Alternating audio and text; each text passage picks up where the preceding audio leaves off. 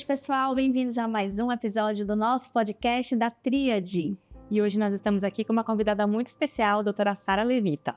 Nós vamos falar sobre alimentação infantil e cárie dentária. Doutora Sara, se apresente. Olá, tudo bem? Eu sou pediatra, nutróloga também pediátrica. Sou professora da faculdade, também da graduação, uma faculdade privada aqui em Salvador. E sou sócia fundadora do Amare Instituto de Pediatria e Especialidades. Muito bem, gente. Inclusive, fale um pouquinho do Instituto antes da gente começar. É o Instituto onde você atende seus pacientes, né, Sarinha? Exato. No Costa Azul, eu atendo junto com minha sócia, Milena. Foi um instituto construído com muito amor. Um projeto desenhado com muito carinho para o atendimento de forma muito humanizada de crianças de todas as faixas etárias.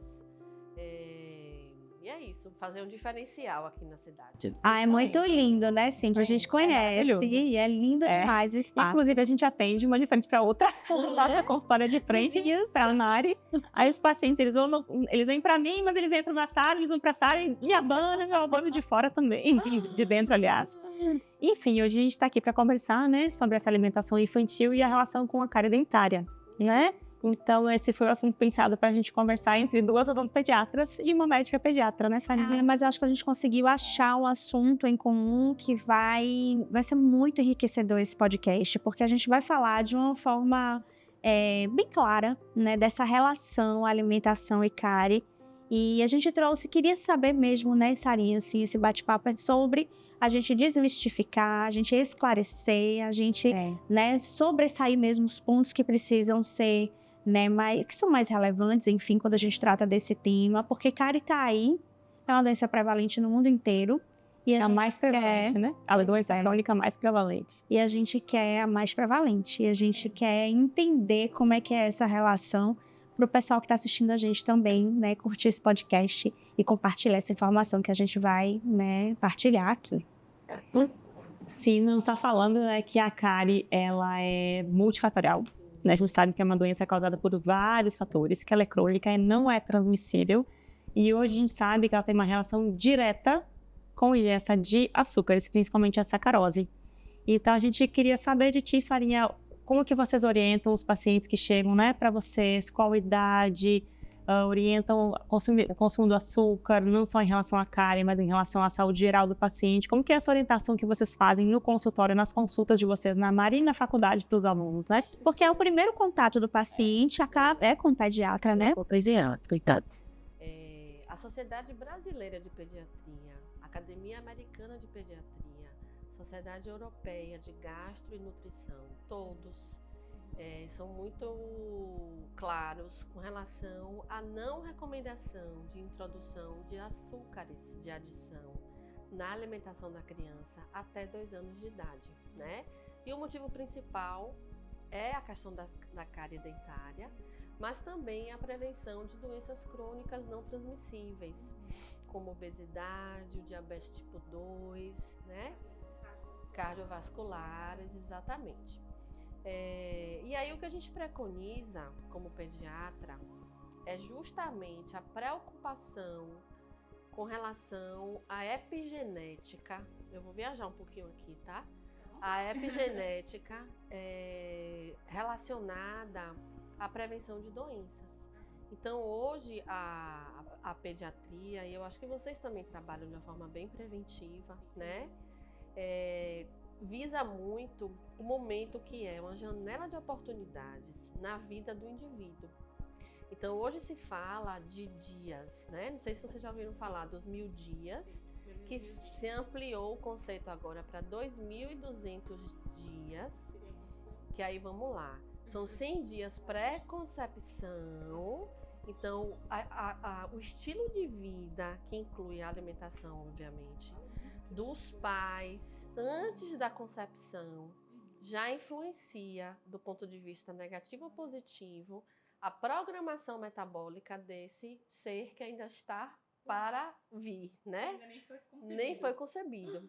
E aí 100 dias antes da concepção, os 270 dias da gestação e depois todos os dias até 5 aninhos de idade. Então, diante da concepção até 5 anos de idade, é entendido como um período de muitas oportunidades, tanto para você prevenir de forma positiva as doenças crônicas não transmissíveis, como para você favorecer que elas ocorram, né? E isso passa pelo estilo de vida da família.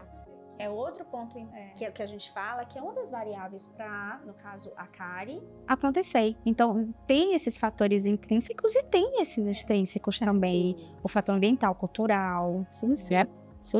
Tipo, se essa criança tá inserida numa família que bebe refrigerante todo dia, que come biscoito doce todo dia, que leva a criança leva pra escola um biscoito doce todo dia de lanche, né? O que a gente pode esperar? A ocorrência da cárie de forma bem precoce. Então, de 0 a 6 meses, a gente recomenda fortemente o aleitamento materno exclusivo, né? Na ausência desse aleitamento materno, na impossibilidade, por algum motivo, aí existem as fórmulas infantis, que são os substitutos do leite humano adequado para cada idade. Tem a sua indicação. Tem, e que tentam se assemelhar do ponto de vista nutricional com o leite humano, né? Nunca será igual, porque o leite materno ele é maravilhoso, ele é o padrão ouro, ele tem tanto fatores nutricionais, como também tem fatores bífidos, tem microbiota aí nesse leite humano também, né? Tem os anticorpos, tem muita coisa além do que só nutrir. E fora o vínculo mãe-filho que se forma, que é muito diferente, né? Quando o bebê é amamentado com a fórmula infantil. E aí, a partir de 6 meses, a gente orienta o quê? A introdução da alimentação complementar. E essa alimentação complementar, ela é isenta, livre de sacarose, né? Obviamente. De ultraprocessados. As açúcares que tem na dieta são das frutas, dos Exato, carboidratos, da batata, exato. do legume, não é a do açúcar adicionado, né? Não, então nada de adicionar nem açúcar nem sal, né? E gordura, a gente também se preocupa já nessa fase da ingestão de gordura trans, de muita gordura saturada. E onde é que está essa gordura trans, assim, onde poderia estar essa gordura trans nessa alimentação, nessa idade?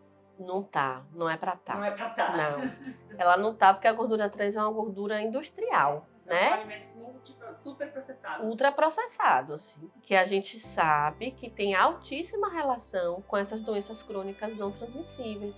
Por exemplo, dislipidemia. Sim. Então, a gordura trans, ela favorece a ocorrência de placas de gordura nas artérias. Então, a doença ateromatosa, né? E já pode começar nessa idade? Já começa nessa idade. E eu vou te falar que já começa desde o intraútero.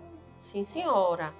Porque o que a mãe come durante a gestação, ele pode influenciar o metabolismo do feto, que está no momento de alta replicação. Eu me arrepio muito quando eu falo desse assunto, porque eu acho fantástico.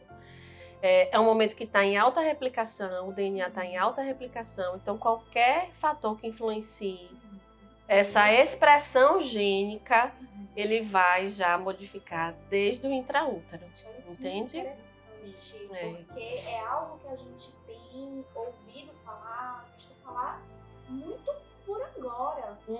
Essa preparação para a gestação, por exemplo, a gente percebe hoje em dia com amigas próximas que Sim. querem, né, engravidar. A gente As percebe tentantes, né? as tentantes, como cada vez que mais o tempo vai passando e começa com esse cuidado, né, essa pré-concepção, como você falou, e não só da mãe, do pai também. Pai também, que você achava antes que vinha uma carga mais da mãe, que é ali que é gerado.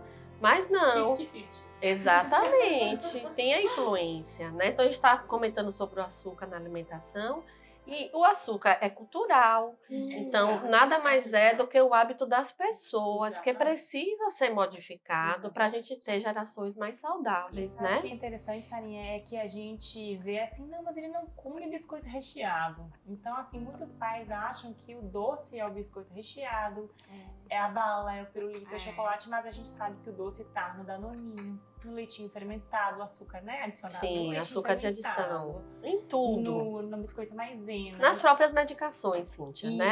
Porque eles só comem cookies integrais. Mas os cookies integrais estão cheios de açúcares. Né? Então, assim, a gente ouve muito, muito. E a gente recebe, algumas vezes, pacientes novinhos, 1 ano e meio, 2 anos, já com cárie.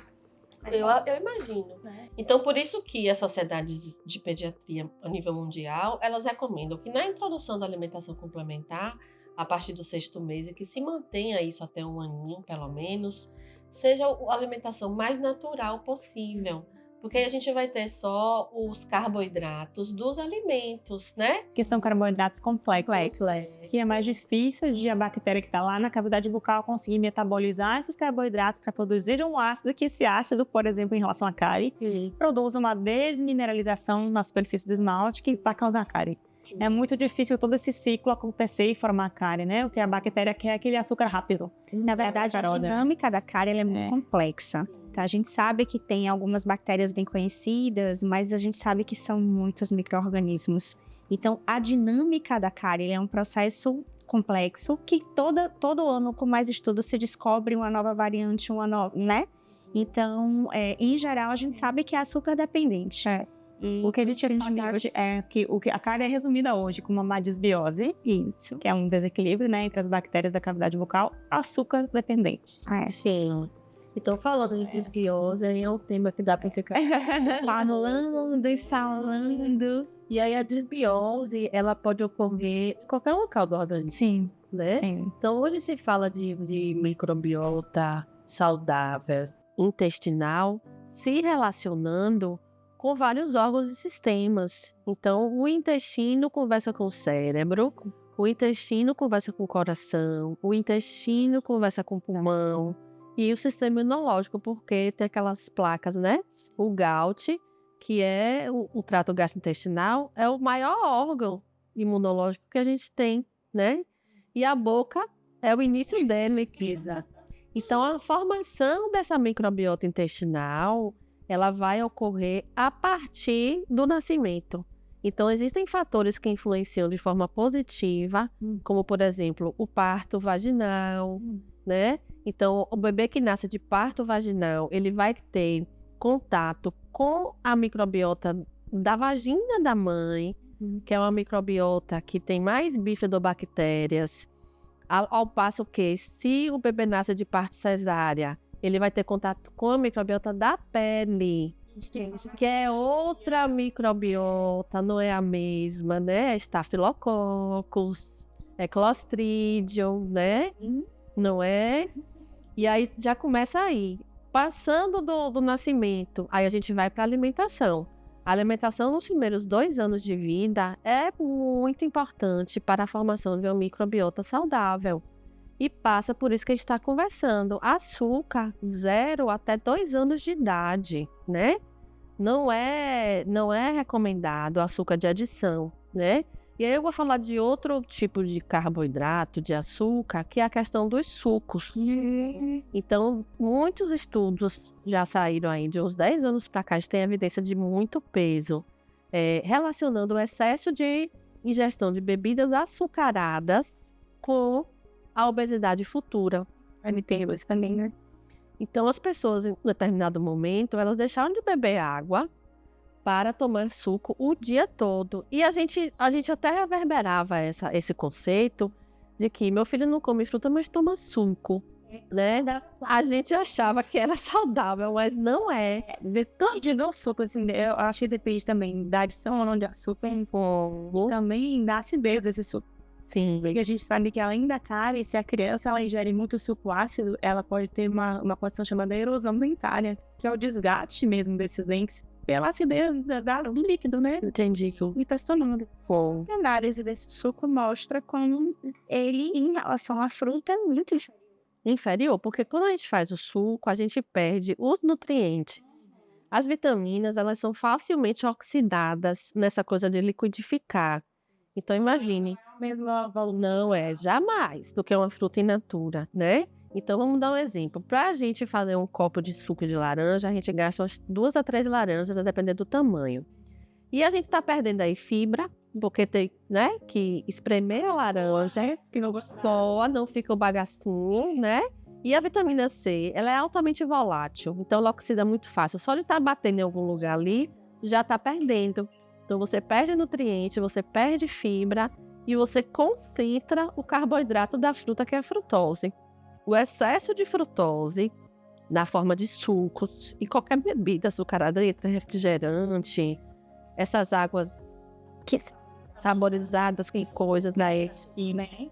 Suco de caixinha, que o pessoal achava que suco de soja era super saudável, mas não pode falar mal, fica... E a advogada não permite. E aí, os estudos mostraram que a gente oferecer excesso de bebidas açucaradas, né? Durante esse período de programação metabólica, que é do antes da concepção até a questão dos 5 anos, a gente favorece o desenvolvimento de célula adiposa. A gente favorece esteatose hepática, inclusive. O excesso de frutose tem relação com isso. Porque a gente está ali ingerindo 3 laranjas, né? E aí a caloria é maior do que se você senta, vai descascar sua laranjinha ali e você vai chupar uma laranja. Então, em quantidade de caloria, você acaba consumindo mais também, né? Então, a questão do suco hoje... mas a gente está desconstruindo essa ideia, né? E aí, hoje, a gente não está recomendando suco mais, né? Então, hoje, na introdução da alimentação complementar, é a fruta in natura. Sim. Inicialmente amassadinha, e depois logo sólida, e beber água, né? Então, as mães, você que é mãe, né, Fábio? São muito preocupadas com a questão dos lanches, né? Para a escola. Aí vai outra ideia também que é importante. Os lanches, eles representam, no máximo, até 10% da necessidade energética e proteica da criança. Então, não é uma refeição tão importante assim. Primeira ideia, né? Exato. Primeira ideia. Segundo, a criança pode levar para a escola uma fruta e beber água. Mas a maioria das mães, elas necessitam de levar um líquido. É o costume. Eu acho que é uma coisa cultural, assim, da nossa cabeça mesmo, né? Que a gente aprendeu isso. De chocolate. Tem que ter um líquido e tem que ter uma coisa para mastigar. E aí, nessa coisa da vida rápida, do fast food, do não ter tempo de fazer, de cortar uma fruta e tal, mandou-se durante muito tempo o quê? Os biscoitos e os sucos de caixinha, os sucos industrializados.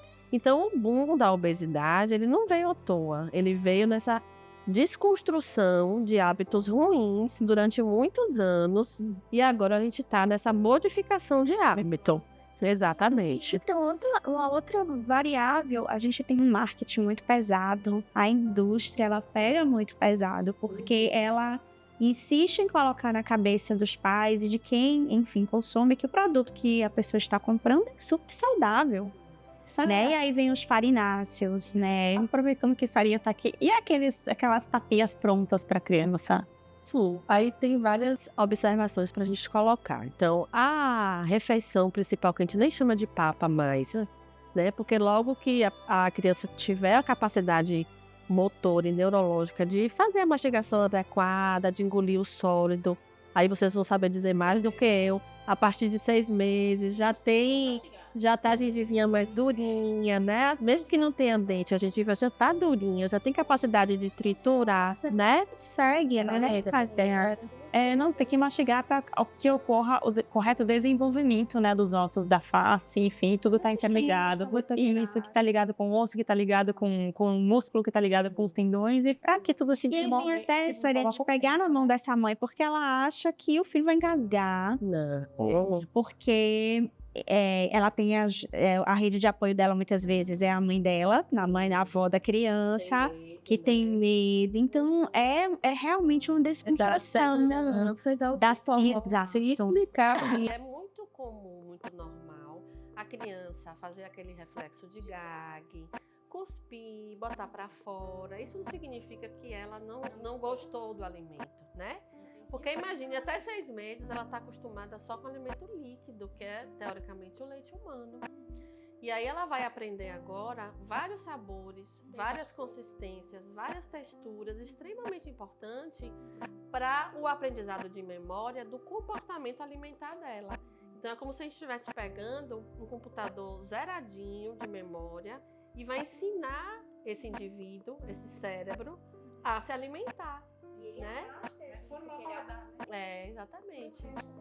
Sim. A gente percebe, né? Como que a gente coloca lá atrás influencia para esse gosto lá para frente. E aí, falando das papinhas, só para terminar, então tem essa questão da consistência. Então não é recomendado que a criança, na introdução da alimentação complementar, ela receba papa cremosinha assim, né? Não tem que mastigar, não tem o esforço da mastigação. Exato. Então a gente não recomenda. Tanto é que a indústria evoluiu e hoje a gente já vê até umas papas com pedaços, né? No intuito de dar essa estimulada. O que a gente fala é que essa refeição, ela ficaria assim para um evento, uma emergência. Você está viajando, você, né?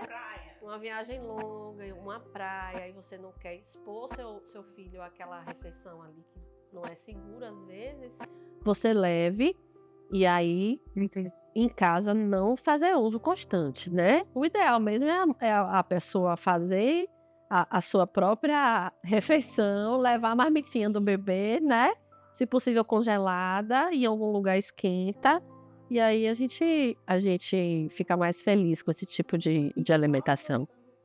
Puxando a sardinha para a Kari Bonicário, né? Em relação à desbiose, a gente sabe hoje que os estudos mostram que a gente tem um equilíbrio das bactérias na cavidade bucal também. E se o açúcar adicionado entra na dieta, o que acontece? Um desequilíbrio nessas bactérias, né? Então, aquelas que são cariogênicas, que a gente chama, né? Sim. E conseguem produzir ácidos e sobreviver em meio ácido, elas se sobressaem em relação às outras, né? Exato. Então, a gente tem esse desequilíbrio na flora bacteriana, né?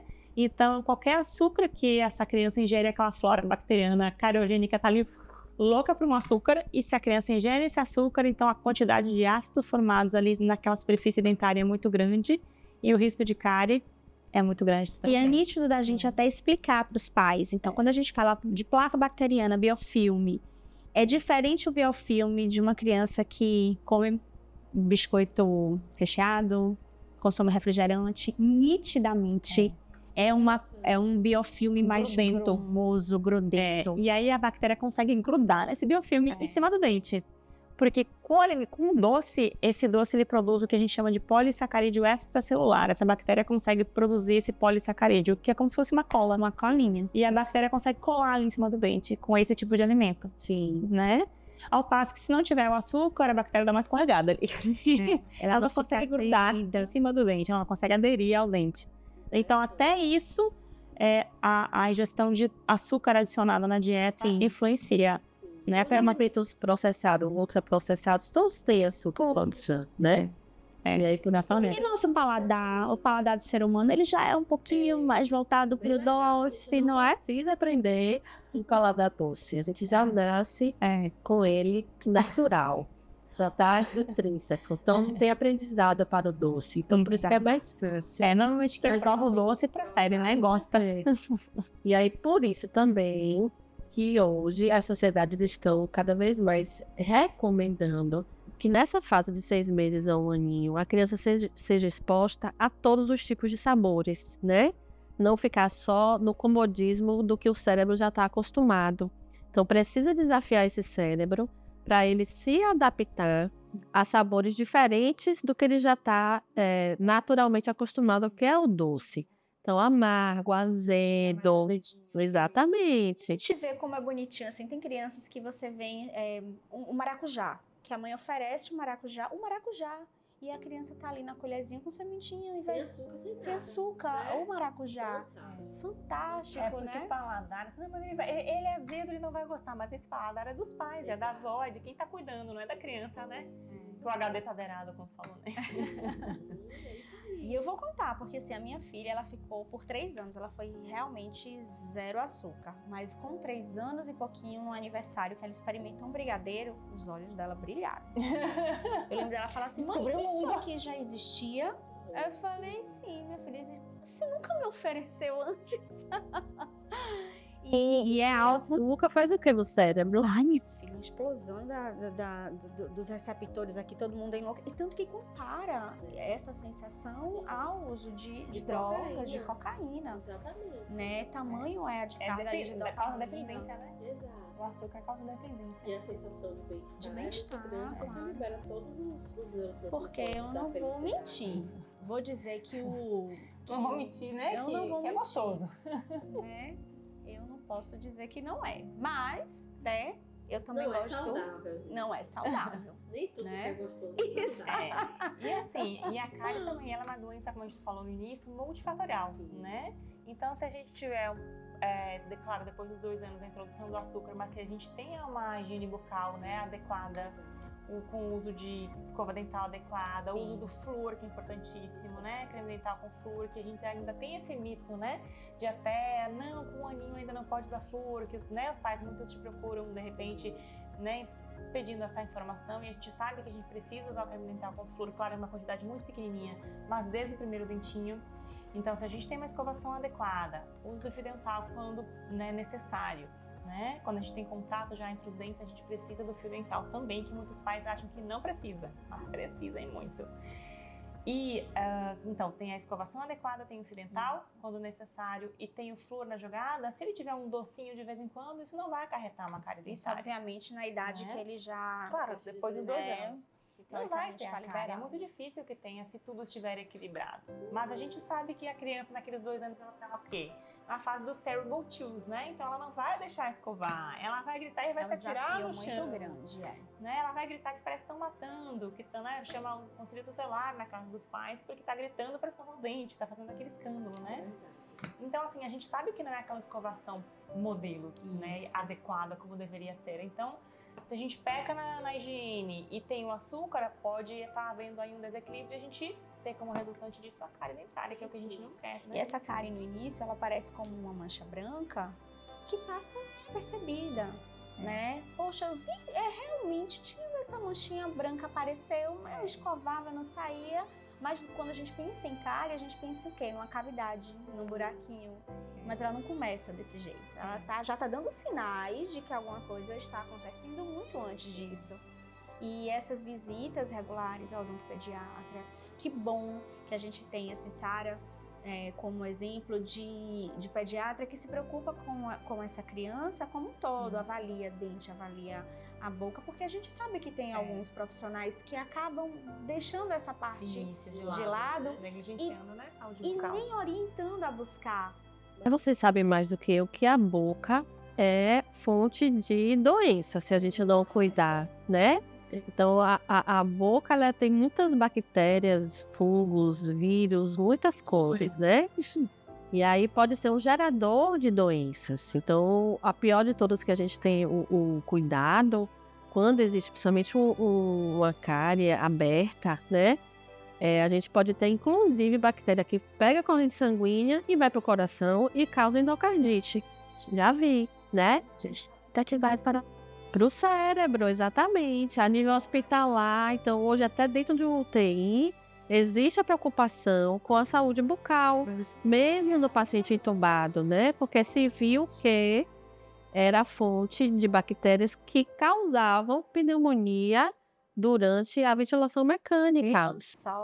Vejam só. Tudo tá ligado, tudo tem que estar ligado. Tudo tá interligado. Esse dente, ele não tá aqui só na boca. Existem, né, essas terminações nervosas, os vasos que comunicam esse dente ao restante desse corpo. E a gente sabe que a gente não pode brincar com isso, né? Sara, então pra gente, assim, resumir, qual idade que vocês costumam recomendar a visita ao dentista, vocês como pediatras, né? Muito legal. Então, a gente se preocupa com a saúde bucal, sim. Afinal, a boca faz parte do organismo da pessoa. Não é uma coisa, não é um órgão, uma entidade separada do resto. Pensando na questão da microbiota, é lá que começa tudo, né? Falando de microbiota... A saúde começa pela boca? Muito, né? E falando também de microbiota, esqueci de falar, o uso constante de antibióticos, né? Então a gente tem que cuidar com isso também. Muito bom, Sarinha, você Evitar falar. ao máximo, prescrever, indicar. Obviamente que quando tem indicação tem que usar. A escovação adequada, a escova de dente, bastante fácil. Você tipo de escova, tipo de creme dental, tem informação for, né? Então, Uma coisa que eu acho também muito importante é essa comunicação, né, com o pediatra. Você passar um resumo que seja pro pediatra que indicou e, enfim, trocar essa informação, partilhar essas informações tão pequenos primeiros meses, bebê que eu sei todo mês ali do pediatra, né? Então, tem um papel crucial, fundamental, né? No início do cuidado com a saúde bucal mesmo. Antigamente, essa cárie que acontecia logo nessa criança ali pequenininha, ela já passou por várias nomenclaturas. Né? Cárie de mamadeira, cárie, né, cárie precoce da infância, ou seja, é como se a cárie já tivesse que aparecer, ela só veio precocemente, sabe? Hoje a gente sabe que cárie severa da infância. E a gente sabe que é a cárie da primeira infância, é uma cárie que aconteceu na primeira infância. A sigla é até CPI, né? Cárie, né? Mas é considerada cárie severa da infância, qualquer lesão que ocorra em crianças até 5 anos, e a gente vê assim, né? Então a gente chamou de cárie severa da infância. Qualquer tipo de lesão que ocorra na cavidade bucal da criança até os 5 anos. Pra gente não achar que a cárie precoce, como era chamado, né? Ou seja, vai acontecer só que veio a dar essa estágio. Nada ter cárie, como se fosse uma sentença, né? Também vai ter cárie. Então só que apareceu precoce. Então a gente não é pra ter cárie. Não é pra ter cárie. E a gente recebe pais com assim, um histórico, né, de medo de dentista, que tivemos muitas experiências ruins. Então a gente também percebe como isso está mudando. Que bom que a gente está conseguindo fazer excelentes parcerias, né, com esses pediatras, no sentido de deles indicarem, de orientar. E esses pais também terem esse cuidado, essa preocupação de levar o quanto antes. Sim, é muito interessante quando a gente fala a mesma linguagem, né? Então, se a gente, por exemplo, recomenda quanto antes sair da mamadeira, a mamadeira noturna, sempre precisa comer de novo. Criança também não é hábito, né? De madrugada, tomar mamadeira não precisa. E aí, quando vocês reforçam isso também, com embasamento, orientação, a família se sente respaldada e entende de uma forma muito melhor. Então, acho que um apoiando o outro na orientação de saúde. A família sai ganhando, é verdade. E vocês também, eu acho que essa coisa do medo do dentista, as gerações recentes de odontopediatras tornaram a ida ao odontopediatra mais prazerosa. Isso, é verdade, é um acontecimento. Elas colocam isso no consultório. As crianças só querem brincar. Né? Mamãe, posso vir aqui de novo amanhã? Onde? Televisão, pra criança ficar assistindo. Sim, tem que ter. De todo que ajuda muito, que ajuda muito a desmistificar. Ajuda muito. Exatamente. E principalmente essa conexão, eu diria que a palavra-chave é a conexão com a criança. Quando a criança percebe que ela se sente segura e você estabelece uma conexão muito verdadeira com ela, independente dela precisar de um tratamento um pouco mais invasivo, as coisas acontecem e fluem bem. Exatamente. Né? Ai, que delícia esse papo. Gente, a gente ficaria aqui falando porque o negócio é muito mais complexo, é um assunto muito amplo. Sarinha, ela como nutróloga, enfim, pediatra, ela poderia estar falando aqui de desbiose, hein, Sarinha? Eu de ontem, a gente fica assim, ouvindo embevecida, querendo aprender mais e mais. Dá vontade de sair aqui, baixar um monte de artigo e ir estudando, né, fazer um grupinho de estudos, porque é um assunto muito gostoso. Gostoso, amplo, e o papo foi uma delícia. E a gente só tem a te agradecer por estar aqui com a gente hoje. Eu convido. Eu odeio. A gente vai em outros momentos, né? A gente vê outro assunto, a gente faz né? A gente inventa, gostei. Então, muito obrigada a todos vocês que estão acompanhando a gente. Confiram os outros episódios também, você que não acompanhou. A gente fez um muito maravilhoso, Sara, que foi sobre branding. E foi muito legal. A gente tem outros episódios muito bacanas. Então, confere aqui na nossa plataforma que você vai conseguir assistir. Muito obrigada. Um beijo. Uhul.